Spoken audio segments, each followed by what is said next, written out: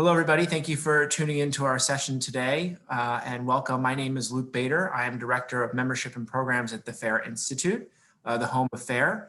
And we are here today to present to you an introduction of FAIR with the chairman of the FAIR Institute and the original author of the FAIR model, Jack Jones.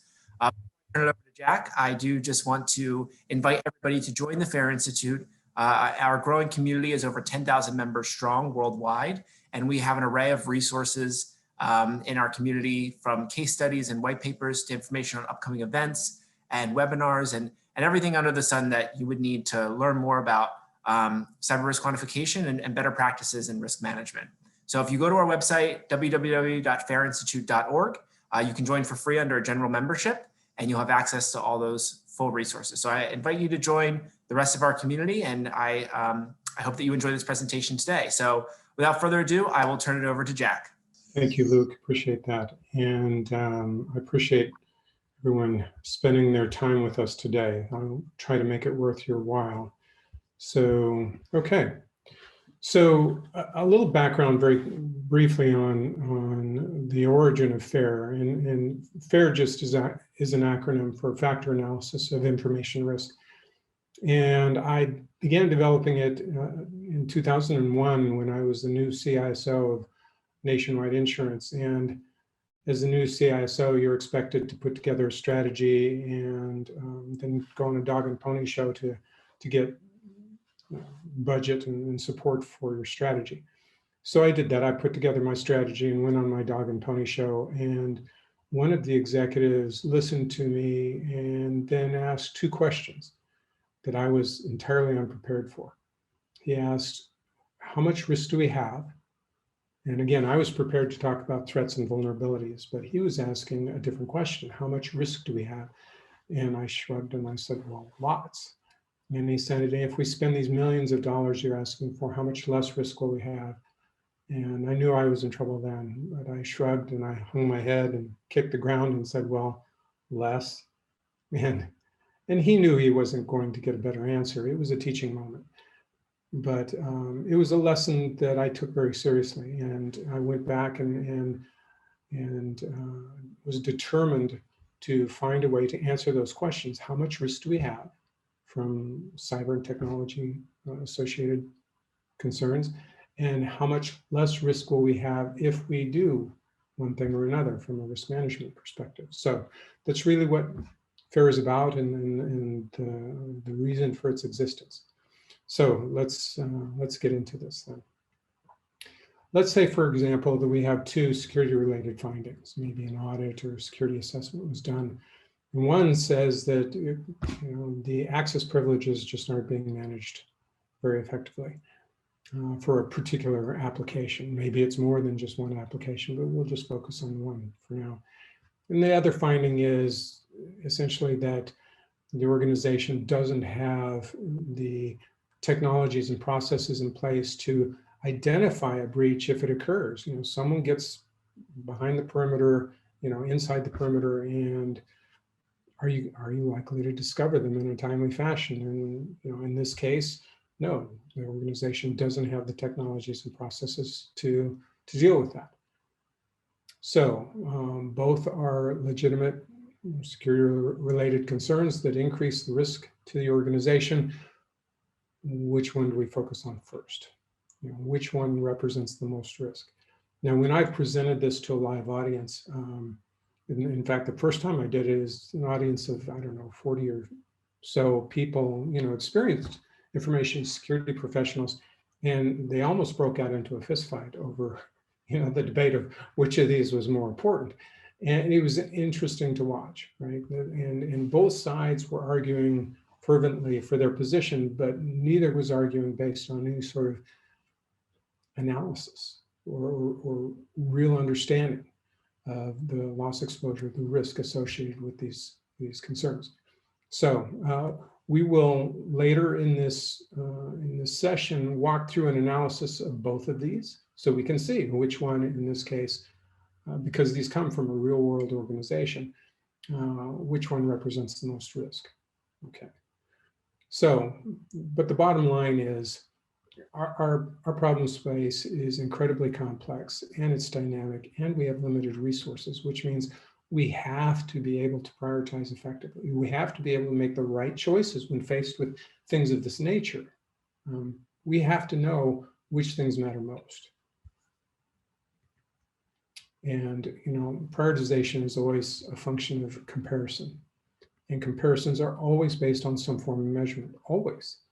And therefore, the better we're able to, the more reliable our measurements are and the more normalized they are, so that we're not comparing apples to oranges, the better we're going to be at managing this complex dynamic landscape with limited resources.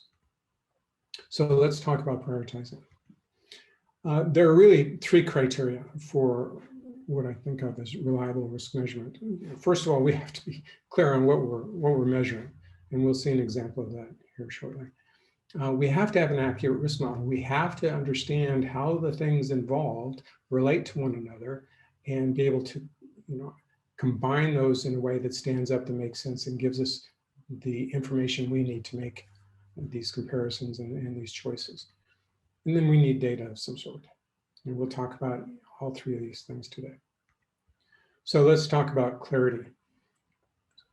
This is a slide I've been using for years, and it seems to be very effective at getting my point across. So, which of the following are risks? Again, when I'm in front of a live audience, invariably the answer I get is, well, they're all risks.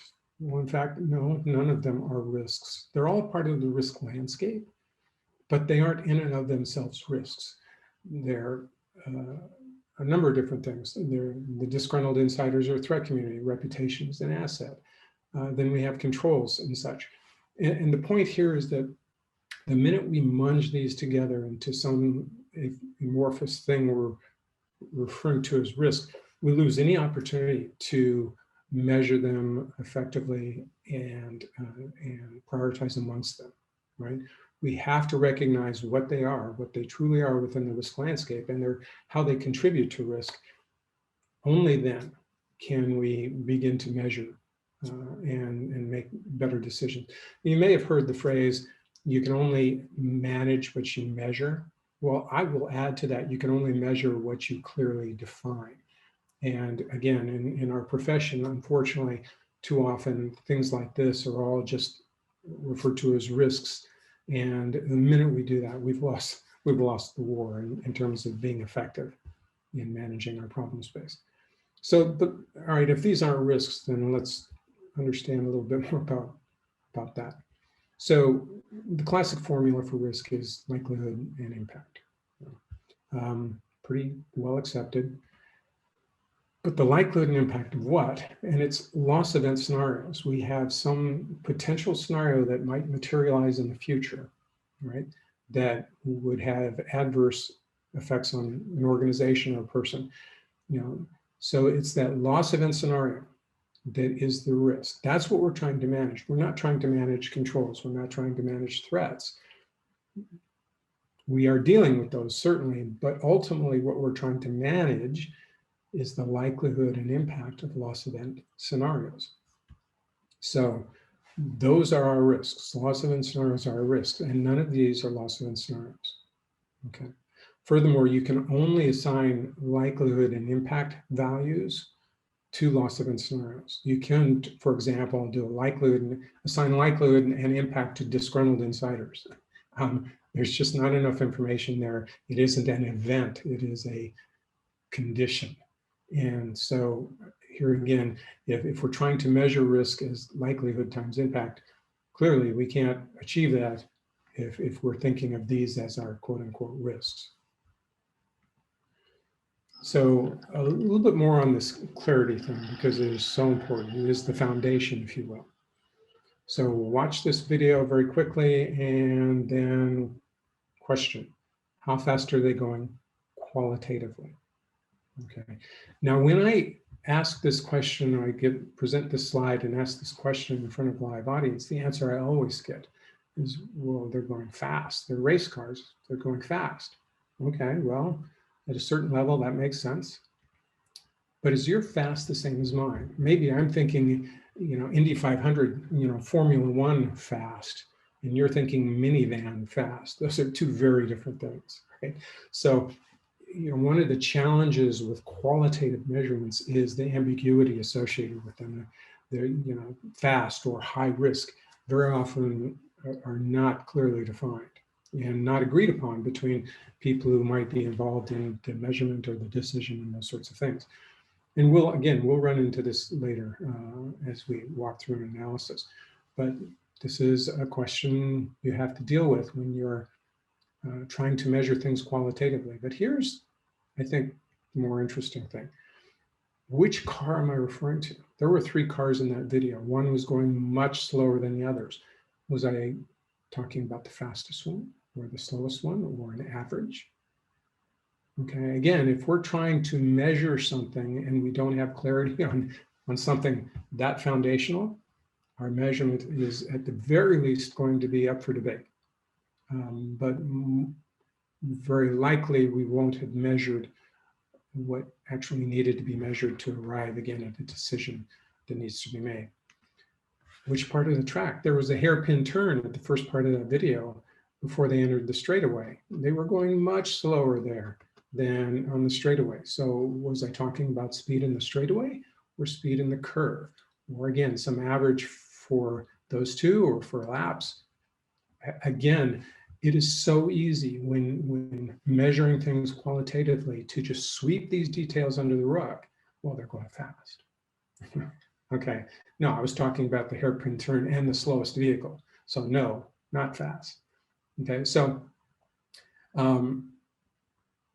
you can certainly measure things qualitatively with a greater degree of reliability and utility, but you have to get clarity on what you just measured. And again, most of the time when people are declaring things to be high risk within the cyber risk landscape, they haven't, even in their own minds, clarified what it is they just measured. They just kind of stuck a wet finger in there and threw a word out, and there you go, that's your measurement.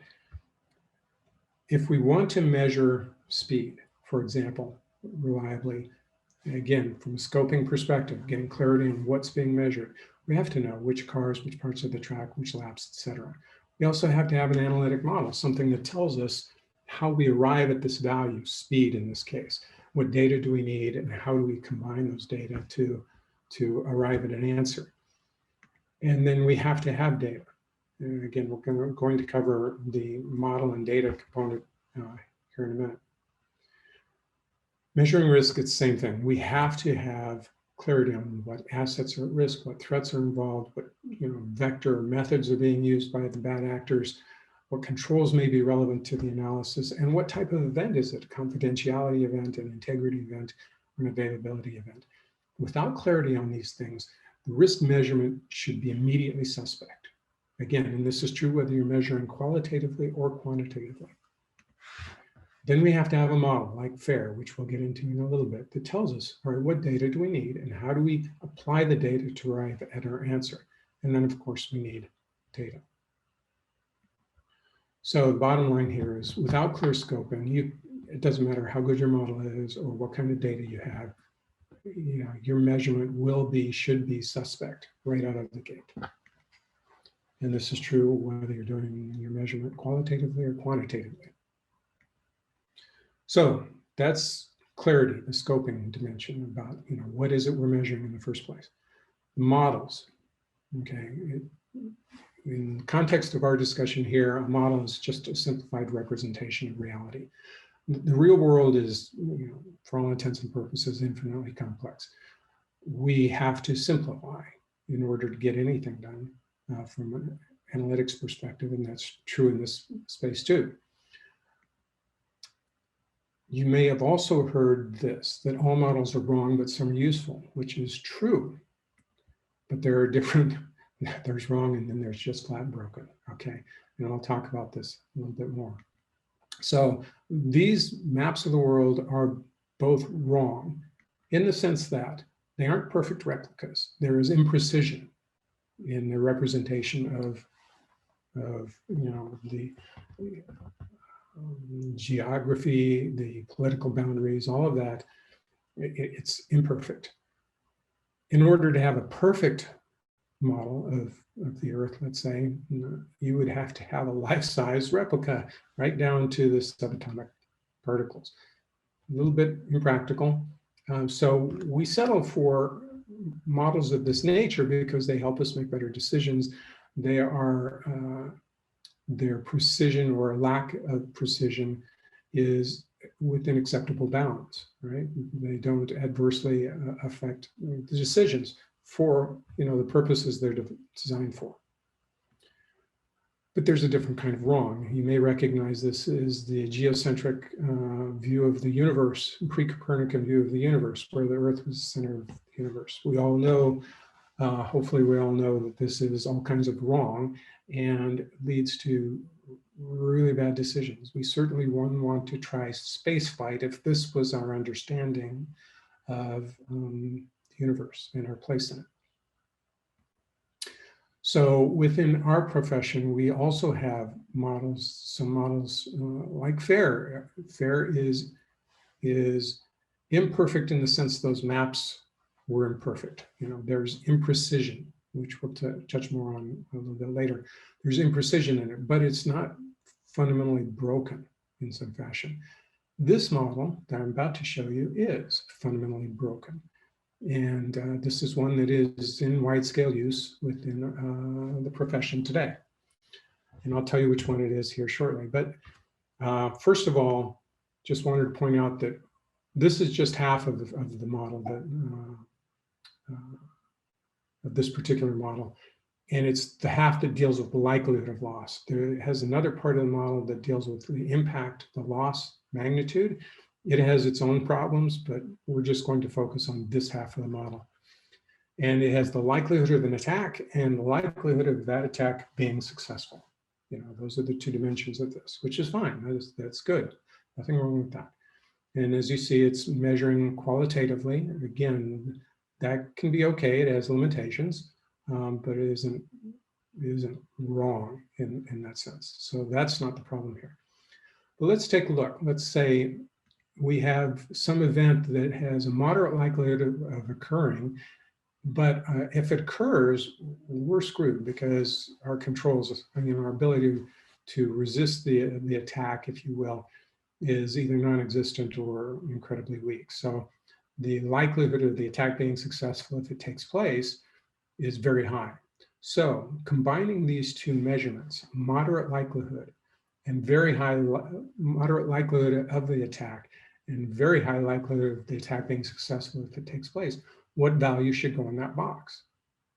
Well, again, when I'm giving this, presenting this slide in front of a live audience, the answer I've always gotten every single time is high. And that's exactly what's in this box, in this model.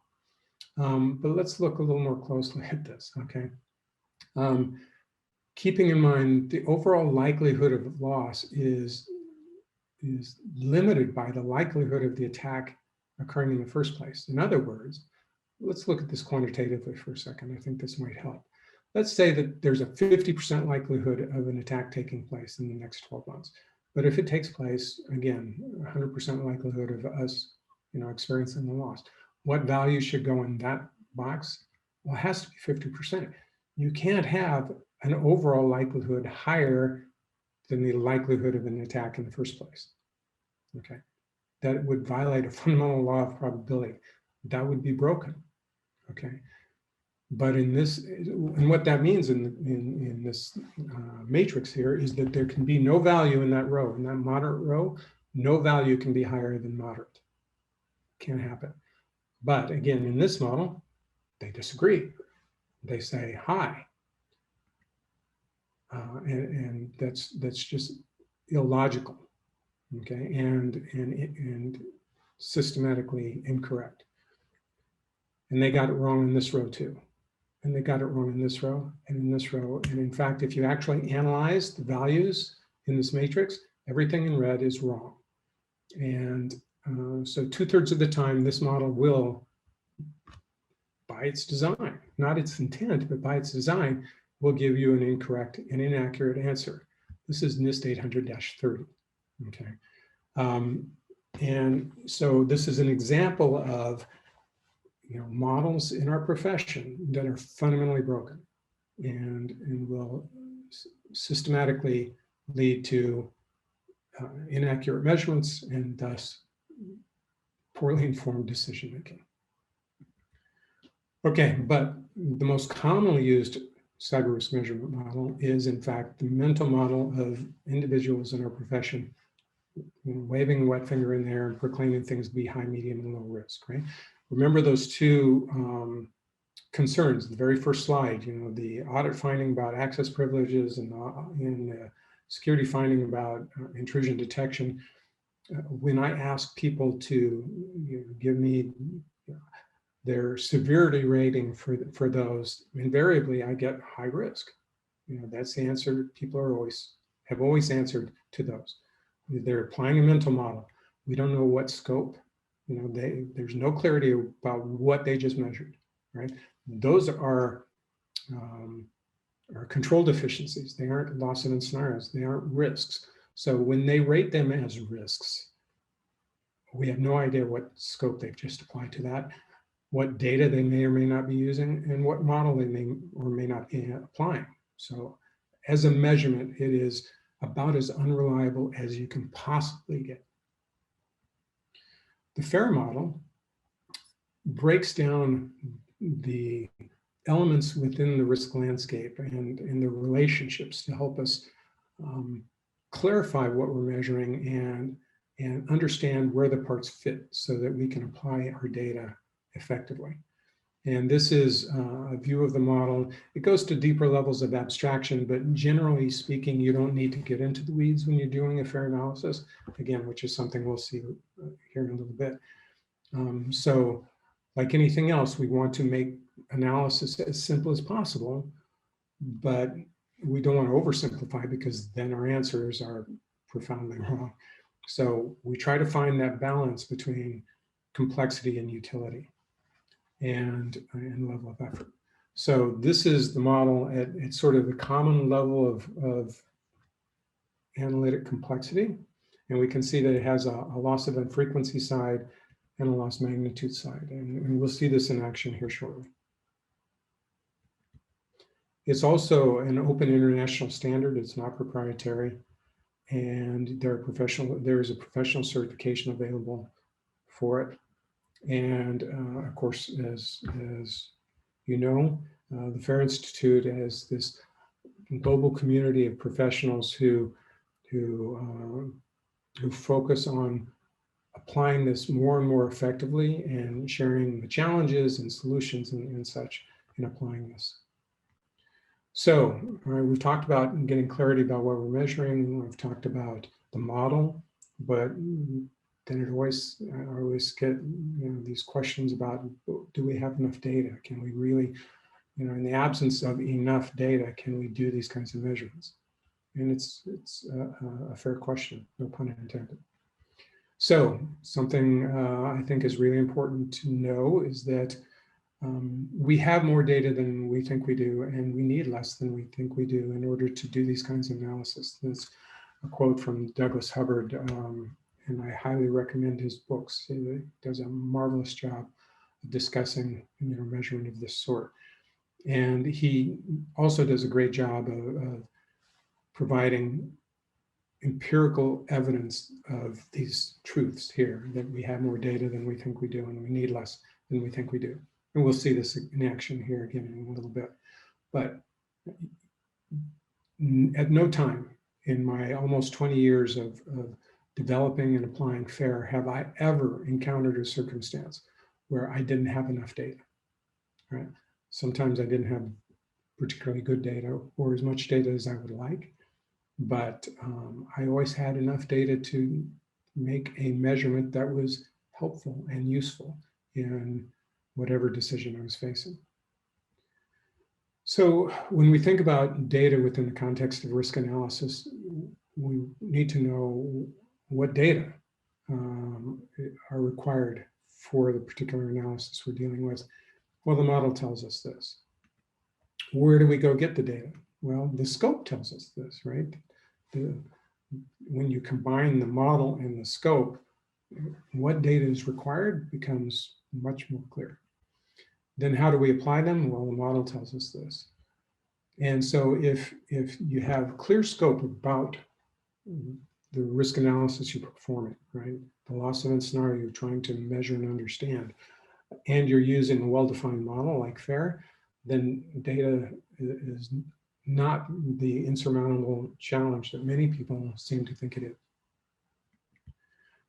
But people are uncomfortable with uncertainty. So let me drive a point home that is just crucial. I think of, there are a number of things, hopefully, in this session that will stick with you, even after months, years after you've seen this. And this is one of those things I hope sticks with you. How tall am I? Now, let me explain. When I'm presenting in front of a live audience, I will, and I get to this point in the presentation, I will point at someone, typically in the front row, and ask them, how tall do you think I am? And they'll look me up and down and they'll say, oh, I don't know, 6 foot or 5'9" or something. They'll toss out a number. And then I'll ask them a question. I said, would you bet $1,000 on that measurement? Because it was a measurement. It wasn't a measurement using a tape measure or anything like that, but it was absolutely a measurement. And I asked them if they would bet $1,000, and the answer is always no, for good reason. Then I say, well, can you give me a range of height, from in which you think my actual height is, that you would bet $1,000? And they give it a moment's thought, and they might look me up and down again, and they go, yeah, you're between 5'6" and 6'2". I would bet $1,000 on that. And I said, well, let's make it a little more interesting. Give me a range you would bet your life on. And they look me up and down again then, and they typically widen their range because there's more at stake. But here's the interesting thing, and the point I want to drive home. A moment ago, they wouldn't bet $1,000 on a value that, on their answer to my question. Now they're betting their life. They don't have any better data. They weren't able to take out a tape measure or anything like that. The only difference between the two circumstances was that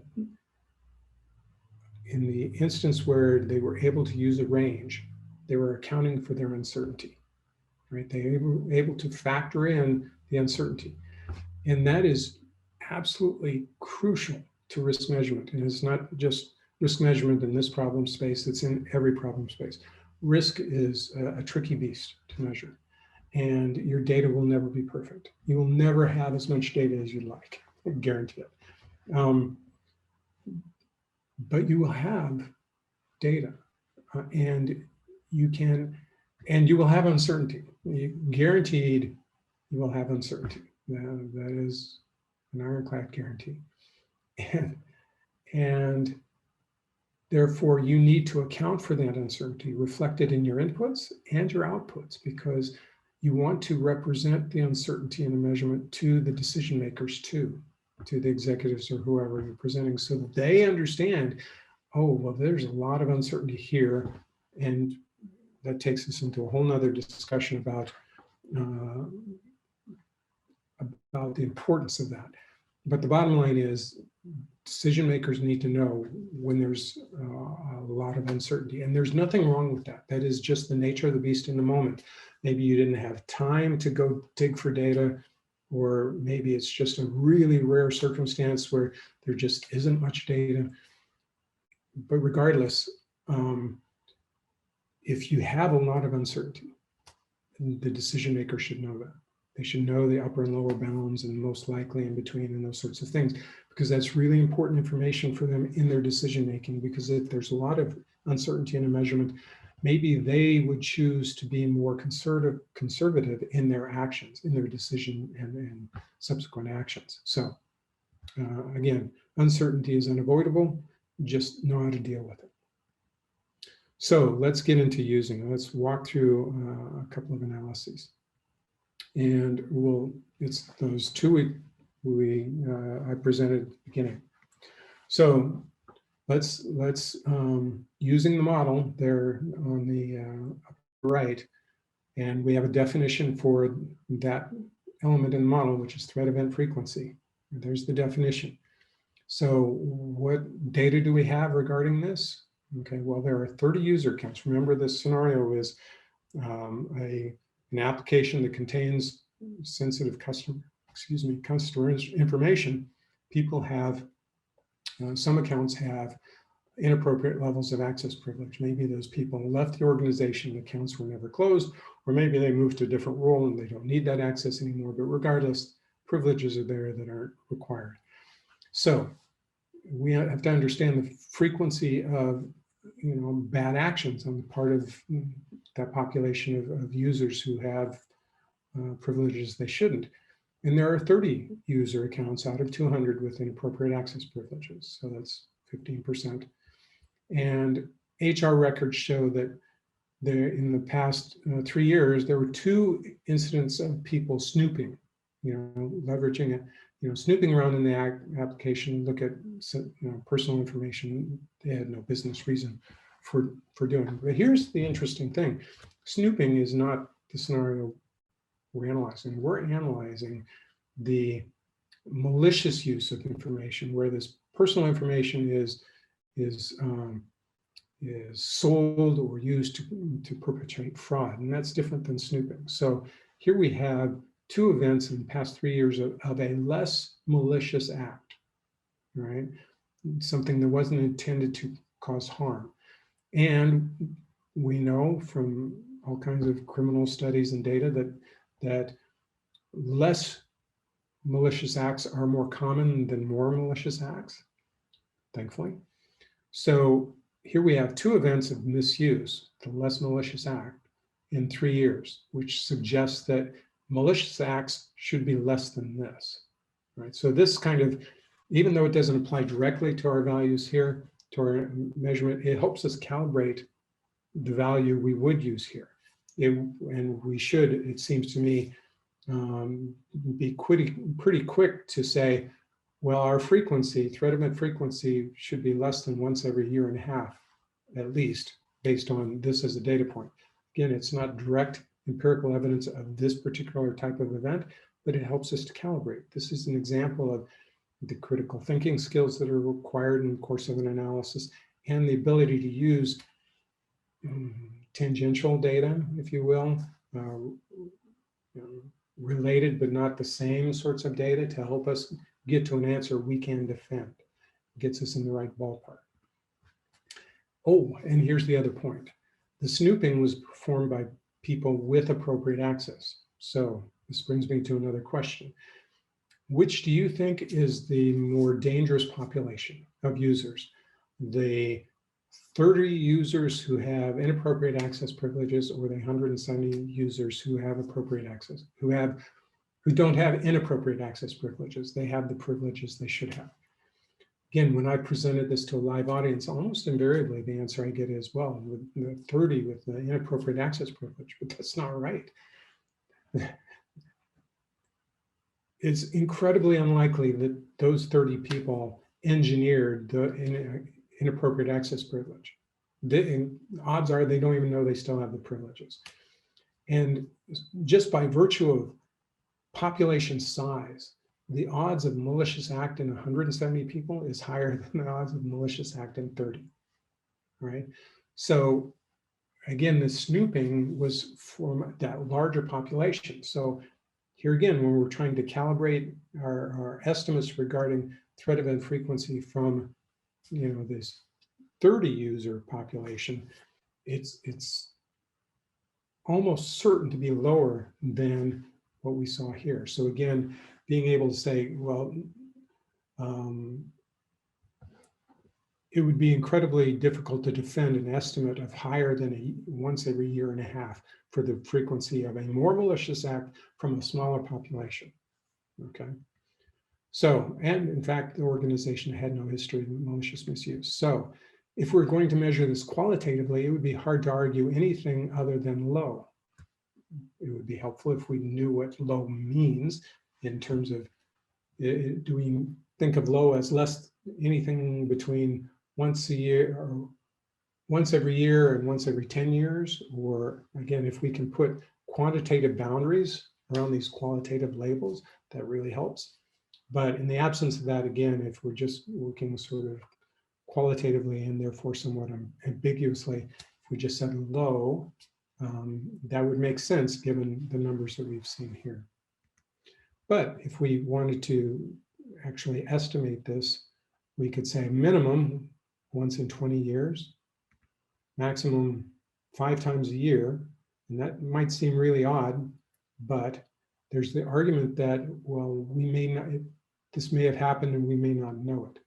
Now, that's a deeper argument, but being able to provide an upper bound that is somewhat paranoid is okay, as long as then you also, and I'll talk about logging here in a minute, you say, but the most likely is more towards the low end of that range. Now, about logging, very quickly, in this particular analysis, their logs rolled over after 90 days. So they didn't have any log data older than 90 days. If they retain their logs for a year, access logs for a year, they could have gone back over those 30 accounts and seen if any of those 30 accounts had leveraged their privileges in the past year. And that would have been incredibly helpful in this estimate, but they didn't. But in the course of doing this kind of analysis, you can identify those opportunities to change your security practices and improve your visibility into the threat landscape and such. And that's an opportunity very often that's missed when all you're doing is high, medium, low qualitative stuff. So that's the one data point. Then vulnerability is, well, if a bad actor with inappropriate access privileges chose to act maliciously, what are the odds they'll be successful? Well, this one's easy. The problem here is that they have the privileges they need to cause harm. And so by virtue of that, a qualitative statement of vulnerability would be very high. And quantitative, again, we can make a pretty strong argument. We're 100% exposed to these people if they choose to act maliciously, and because of the controls, the access privileges being wrong. So that data point was easy. Then we talk about loss magnitude. And we'll go back to combining all these data points here in a moment. But primary loss is loss that occurs directly as a result of the event. And it might be forensic investigative costs or costs associated with replacing the employee, et cetera.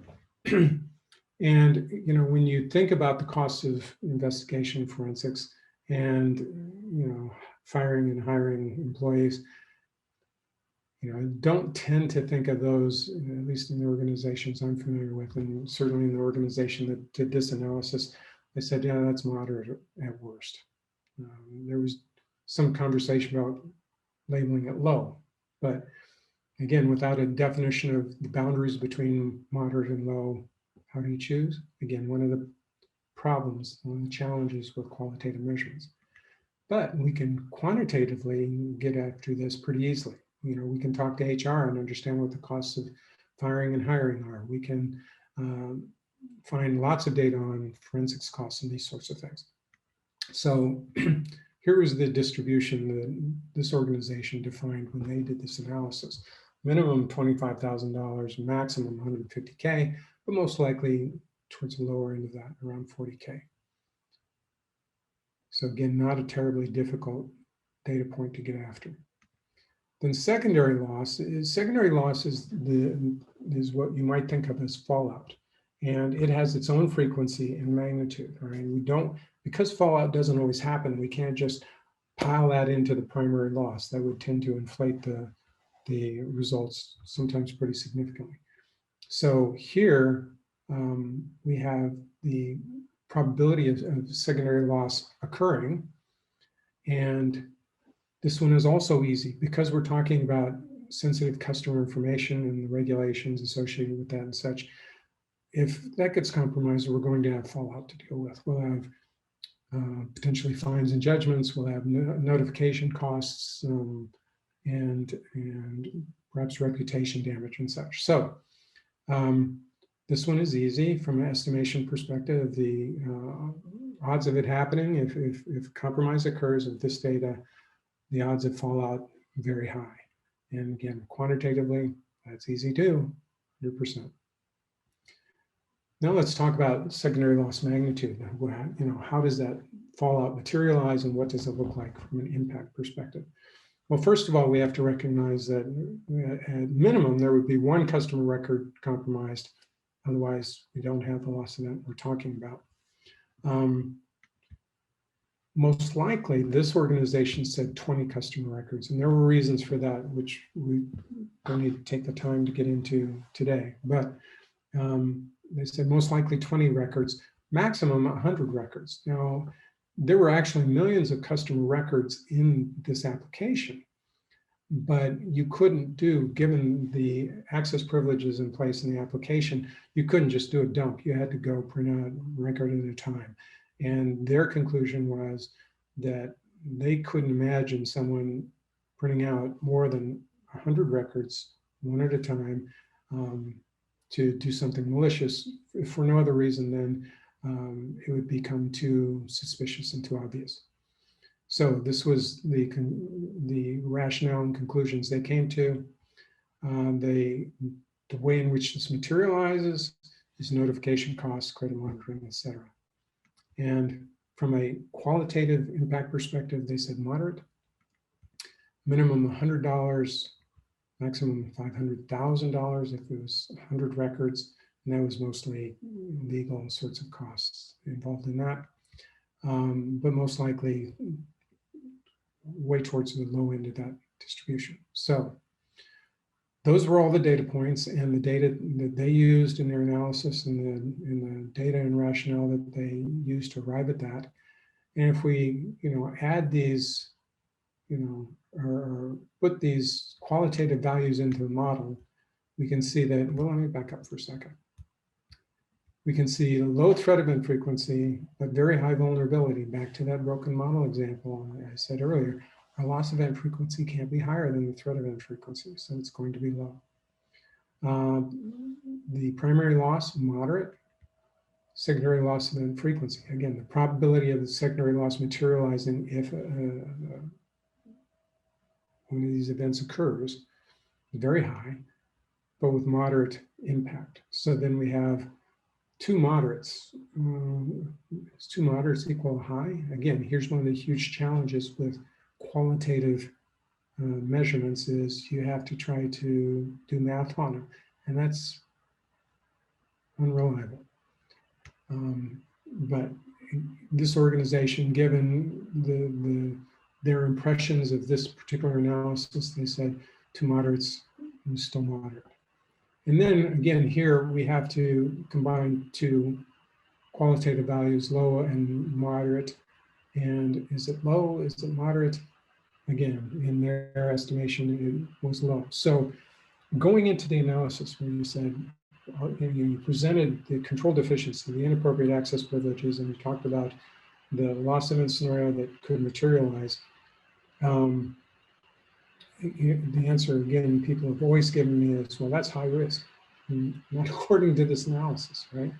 So then if we actually plugged in those numbers, and there's a free web application called FAIR, here's the URL for it, that you can plug in numbers and it'll crunch them using a Monte Carlo function and give you an output like this. And this analysis, given this data, said worst outcome is 1.5 million, which is pretty significant. But you can see in the distribution, the graph down below, the odds of that happening really, really small. The average loss would be $137,000, and that's pulled up pretty significantly by the long tail. So bottom line here is this is the loss exposure quantitatively that you would have from this. scenario. So that's first analysis. Oops, went the wrong way. Sorry about that. All right, weak intrusion detection. We'll go through this a little more quickly for the sake of time. So again, the loss event scenario here is bad actor gets past the perimeter and finds sensitive customer information, exfiltrates it, and loss event occurs. So the asset at risk, customer information, cyber criminals are the threat actor, it's malicious, it's a confidentiality breach. So the loss event scenario is this. Okay. And threat event frequency, here's the rationale. And again, this comes from an actual organization. They said their subject matter expert estimates around the frequency of compromised systems at the perimeter that show any evidence that the bad actors were actually trying to move laterally and more deeply within the organization. Says that once in 10-year minimum, maximum, again, oddly enough, 5 times a year, but they were again exercising a little bit of paranoid privilege. They said most likely once every, I should say 0.5, sorry about that, but every other year. And then the probability of the threat agent being successful, once they've gotten past the perimeter, their ability to defeat internal controls. This is what this measurement is about. And keeping in mind that the perimeter is usually the most heavily defended part of your risk landscape. And once someone gets past that, it tends to be easy pickings. So given that set of truths, and it was particularly true in this organization that did this analysis, I said, there's a chance that internal controls are bad enough that they would, almost without exception, get access to sensitive customer information.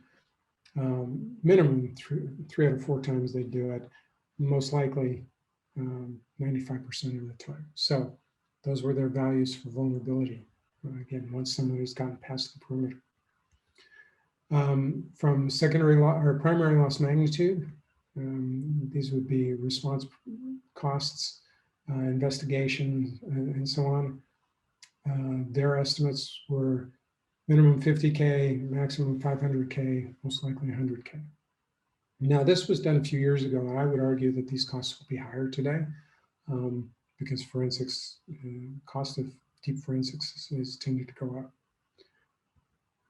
Secondary loss of frequency, again, this one was easy because we're talking about compromise of PII information. We're assuming that there's been a compromise of the data, which means we're going to incur fallout. If the event occurs, there's going to be fallout. The simplest data point. And then what that fallout looks like, again, minimum of 1 customer record, most likely of 1 million. Maximum all customer records, and I don't remember exactly, it might have been a few million customer records, but at any rate, a bunch. And it includes, again, the typical sorts of fallout: notification costs, legal costs, credit monitoring, customer churn, and whatnot. And this was their range. Once they looked at those numbers or those ways in which loss would materialize, they said minimum 5K. If it's just 1 customer record, they got off lucky, it wouldn't be that bad, but it probably would be pretty significant. So if we now compare the 2 scenarios, the access, the loss associated with access privileges being bad and one of those people with inappropriate privileges doing something malicious with that data, that's the bar on the left, and the intrusion detection, where the bad actors get past the perimeter and compromise information, that's the bar on the right. Pretty clear which one deserves most attention, okay? But that isn't a conclusion you can come to unless you do some analysis. right? Again, you could do the analysis qualitatively, and you would probably arrive at the right conclusion. You can make this sort of comparison based on qualitative measurements. But if they were closer, maybe you couldn't. But here's where the quantitative is particularly useful. In the question of, all right, we've decided which one matters most, and we've looked at ways of dealing with it, but all those things cost money. So is it worth the money to do this? Is the investment worth it? So if we were to implement controls that provide reliable detection of a breach, okay, that doesn't change the loss of frequency, right? These kinds of controls are detective, so that whole branch of the model doesn't change. Okay, so frequency of the event doesn't change, but the loss magnitude changes. That's what the detection provides us, is a way to get in front of this before the bad actor has the time to find, all the customer records and make off with them. Okay, and it also means that our primary losses go down because, again, we're not having to do forensics on as many systems because we detected the event sooner, for example. Secondary loss of frequency goes down because, we may detect it before they get to the, customer data. And so we may not have any fallout whatsoever. And even if there is fallout, we may have found them before they found all the customer records, or, as many customer records. So we can affect the magnitude of fallout, fewer affected customers and whatnot, lower fines and judgments. So that's where, the detective controls affect risk within the model. If we look at something else here that's really important to keep in mind is we wouldn't change the most likely or the maximum values for any of the ranges on the loss magnitude side of the analysis there. We'd only change the most likely. And let's look at that graphically. So this was before controls. We're assuming that there's potential for maximum loss. There's, might get lucky and loss would be minimum. But most likely, because we have poor detective capabilities, most likely the loss is going to be higher. That's the loss distribution in the current state. When we put the detective controls in place, it changes that, right? And that dramatically shifts our loss exposure as a result. The max doesn't change because, hey, they just might be that good, right? Or they caught us on a bad day or something like that. And they were able to find and make off with the records that quickly. Okay, that's still a potential, which is why we don't change the maximum value. We might, again, find them right off the bat, and there's virtually no, loss magnitude associated with it, or very low, which is why the minimum doesn't change, but the most likely changes. And that changes the numbers significantly, because that's the before state, and that's the after state, okay? And if we look at that then, in terms of risk reduction per dollar spent on those controls, the detective controls, we're getting, maybe as much as $133 of return in terms of risk reduction for every dollar spent, but most likely at 14 to 1, which is still really good. And you can't begin to do that with qualitative measurement. It can't be done.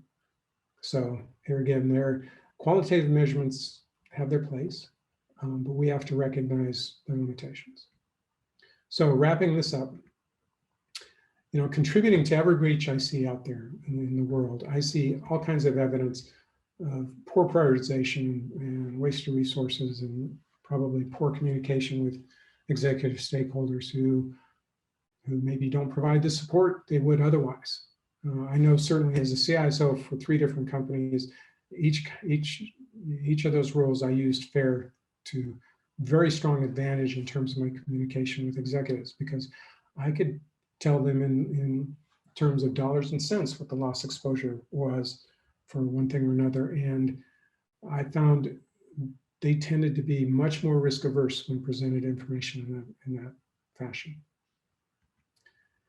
So the bottom line is, again, we have to be good at prioritizing because we have limited resources and we have a very complex and challenging problem space. If we don't prioritize well, we're giving essentially a gift to the bad actors.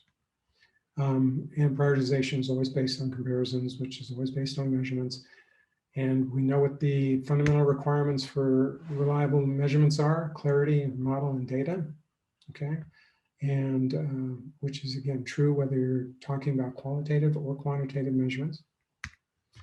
And FAIR provides a way to, achieve these better measurements and thus better decisions and thus a more effective security program. So hopefully you found that halfway interesting and helpful. And certainly I'm always open to questions and contacts through LinkedIn and whatnot. So thank you again for your time.